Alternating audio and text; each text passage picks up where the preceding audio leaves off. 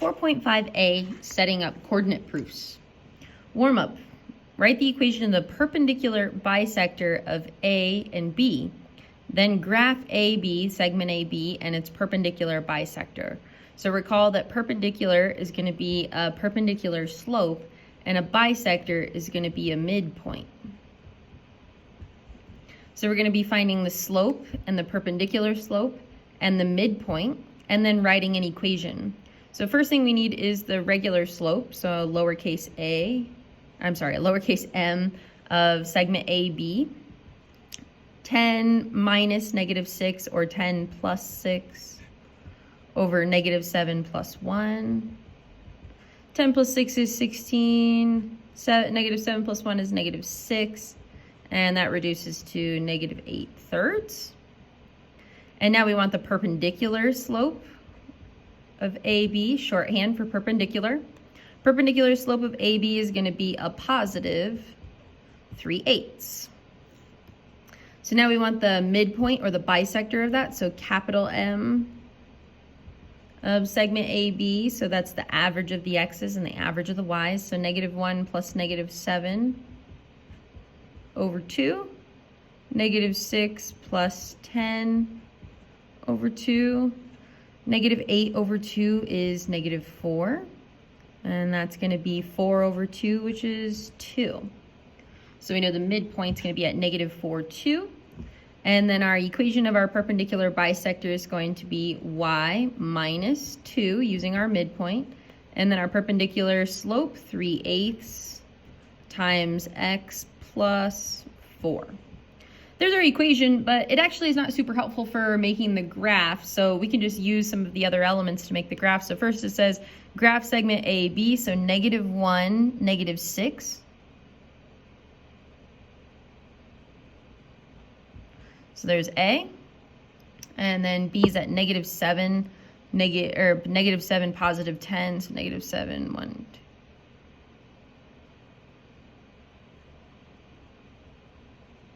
So there's segment AB. I'm going to connect it up with my ruler.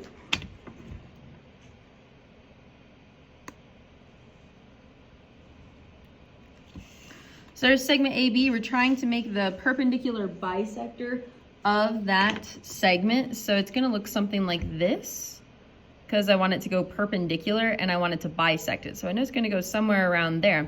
But we calculated the midpoint. The midpoint is at -4, positive 2. Oh, good. Right there. There's my midpoint of AB is at -4, positive 2. And I want my perpendicular bisector to go directly through that. Now the trick to this one is the slope on this one was rise 8 and run 3 to the left, but we just do the opposite from our midpoint. So I rise 3 and run 8 to the right. Excuse me. 1, 2, 3.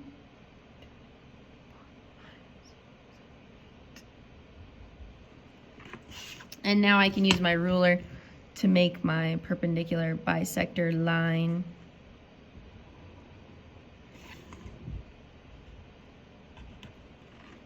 I also know that B to M is congruent to M to A. We created a perpendicular bisector. I also know that this is a perpendicular. All right, today what we're going to do is we're going to start trying to take these shapes and polygons that we've been talking about out in space, and we're going to put them on top of coordinates today. And we're going to start talking about how do you use coordinate grids to help you prove things that you would like to say about polygons. There are other ways to prove it without coordinate grids, but sometimes it's advantageous to use a coordinate grid in order to make a proof. So recall, how do you show that a statement is wrong? To show that a statement is wrong, you give a counterexample.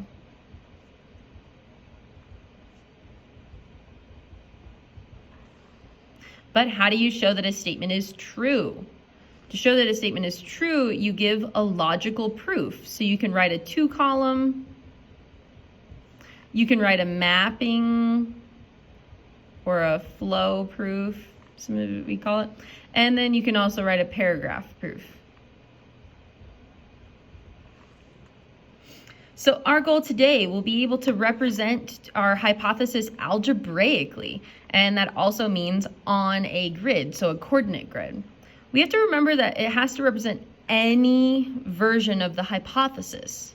So the first one we're going to start talking about is how do we even talk about the hypothesis and conclusion of a statement like this? Say we want to prove that the diagonals of a rectangle are congruent.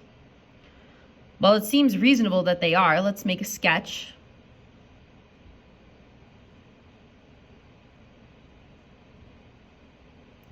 Let's call this A, B, C, and D. And we'd like to prove that A to C is congruent to D to B. Now, by the definition of a rectangle, we know that their diagonals are congruent, but how did somebody prove this originally? So to prove the definition of this polygon, we're going to use coordinate proofs to help us get there. So because somebody had to do it at some point. So how do we turn this idea into a conditional statement? So let's start there. So if. So remember I just said it, it's kind of based on the definition of a rectangle. So we're going to start with our hypothesis being that it is a rectangle. So if a polygon is a rectangle,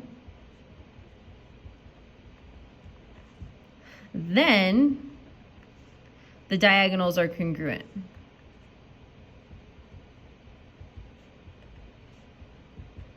I'm going to use the symbol for congruent. That's what that guy.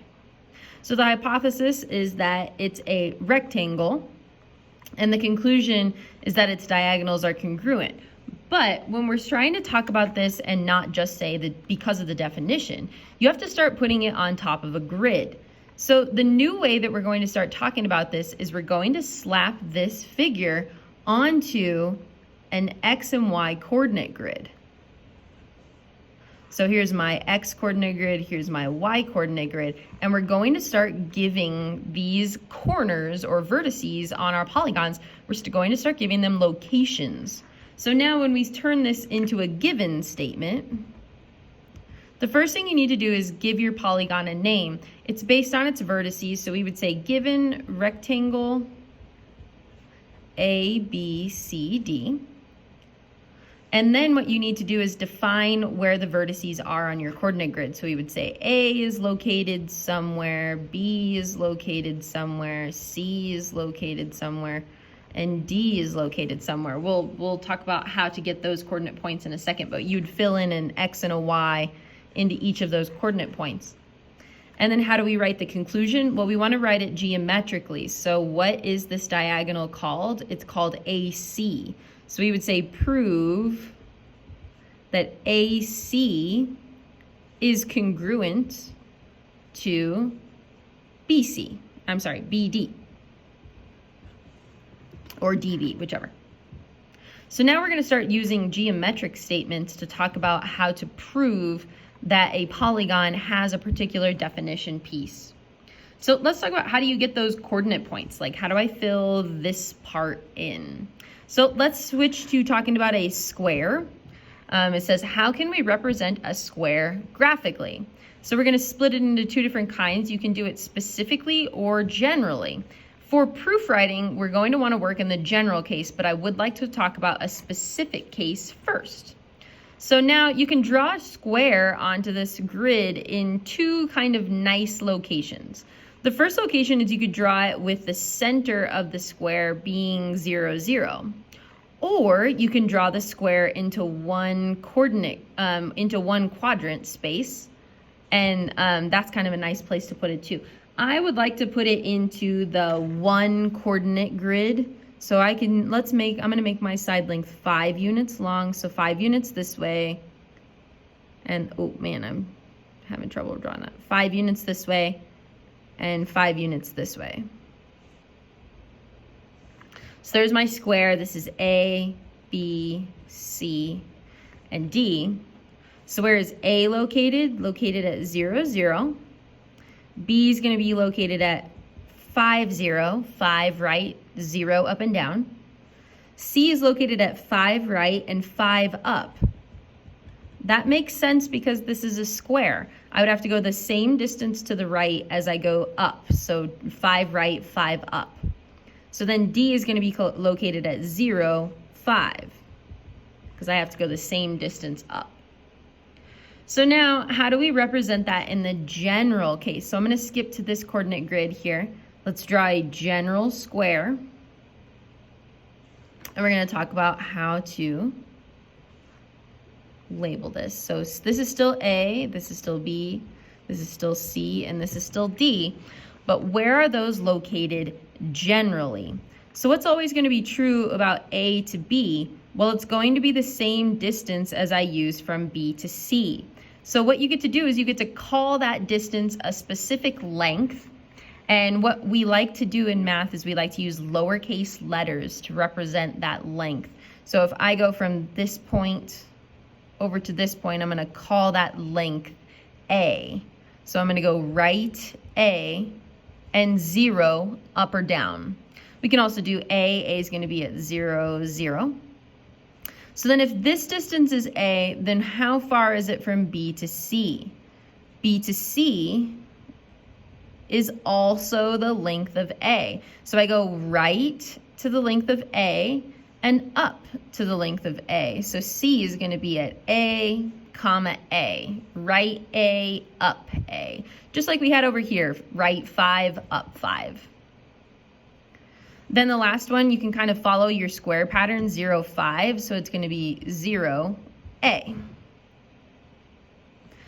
So we can do the same thing if we had put the square in the middle of the coordinate grid. Those are two kind of nice spots that you could use. So let's imagine that now this length is A. So I want the corners. You always want the vertices of your polygon. So I would go right A, up A. So this is going to be at A. Then I would go, this direction is negative A. So negative A, positive A. If we want this bottom right corner, we would go positive A, negative A. And in this corner, I would go negative A, negative A.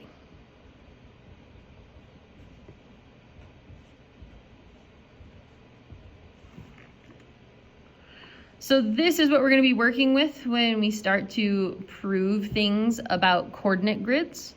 And the next page, what we'd like to do is we'd like to generalize more of our polygon figures together and get their general coordinate points. So let's generalize the following shapes. So let's do a circle. So again, if I go to the right, a particular length, let's just call that length A again. So I'm going to go right A, up 0. What's true about a circle is I know that its radiuses or the radii are the same length. So this is going to be 0A. This is going to be negative A, 0. And this is going to be 0, negative A. All right, let's do a generic triangle. So just a generic one. So I'm just going to draw a nice generic acute triangle here. So we can still call this 0, 0 if we started there. We can still call this A0. Those are two that should be easy to label all the time. But now where is this coordinate point located? So see how it comes down to a location that we have not marked. So what is this distance? Now, since we already used the letter A, I'm going to call that distance B. So I'm going to go right B. And then how about this height here? Is this height related to this length of A like it was on the square? No. So I'm going to call this distance on the y-axis C. So I go right B and up C for that final coordinate point.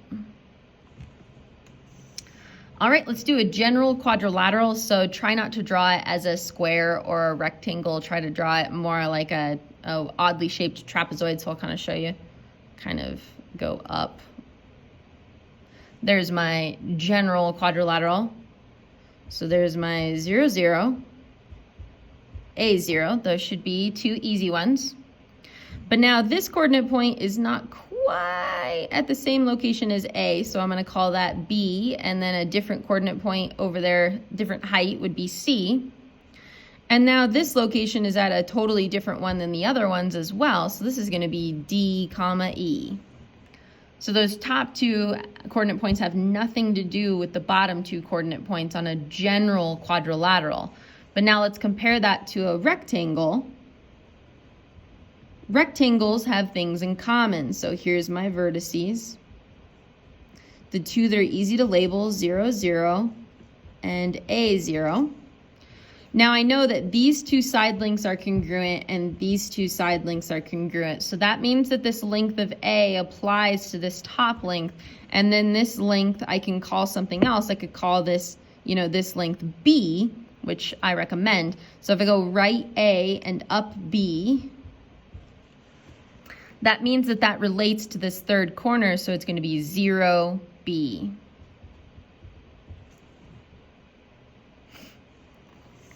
All right, how about a parallelogram?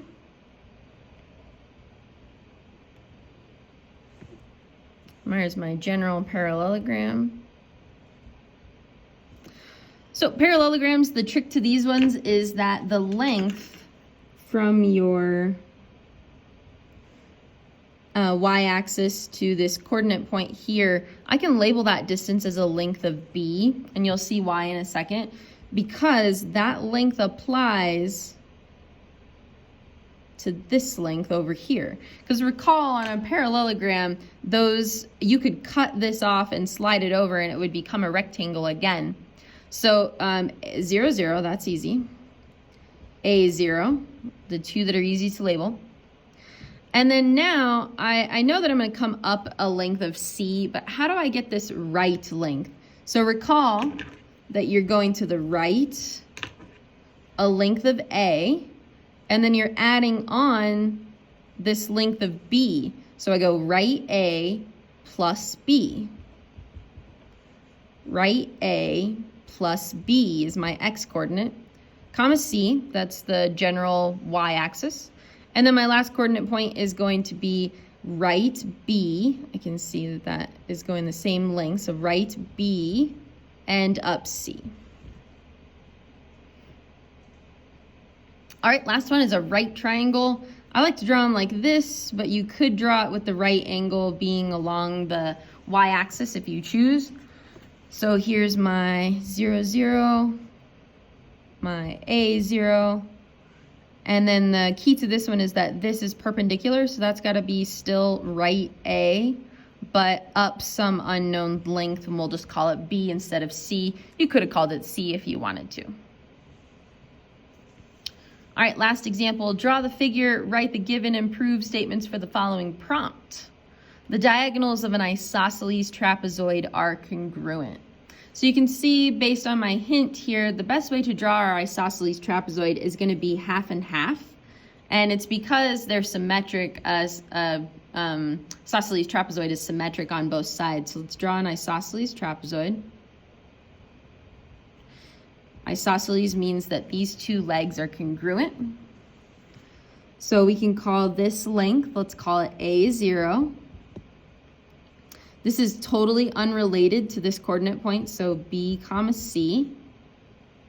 But that is symmetric to the other side. So if I went right B and up C, on this one I would go left B or negative B and up C. And this one is symmetric to the other side, so if I went right A, if I go left A, it's going to be negative A, 0. So now let's label, so let's call this A, B, C, and D. And now we're going to write our given and prove statement. So given, we name it isosceles trapezoid.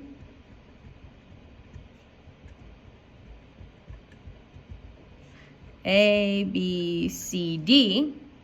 And then we give the coordinates where it's located. So A is at A0, B is at BC, C is at negative BC, and D is at negative A0.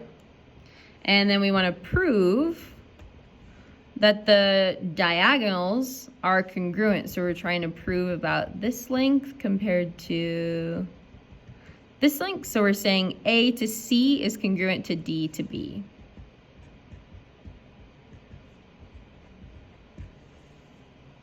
Thank you.